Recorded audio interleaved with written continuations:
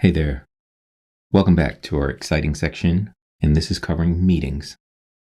And as it indicates here, we are going to manage our meetings without leaving our Salesforce environment. So the end goal, we should be able to schedule and join meetings with one click, as we on the Webex side have become accustomed to, and associate the relevant meeting information to the respective Salesforce object. We're going to break this down step by step so it's easy to follow along. And the first step will be to enable the actual meeting calendar services. So from our homepage, we're going to go to the familiar setup. And then we're going to search for App Manager.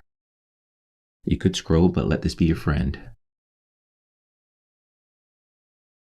So once we go to our App Manager, we're going to go to the all too familiar Lightning Sales. And we're going to edit. And once we edit, it is pretty intuitive. Please do not forget to select utility items. And what is unique here about utility items, if you enable something here, that means that you don't need to go to each object and customize and enable there. So we're going to add this utility item. There's our calendar service. Until we've saved it, it's not actually done. And there we go.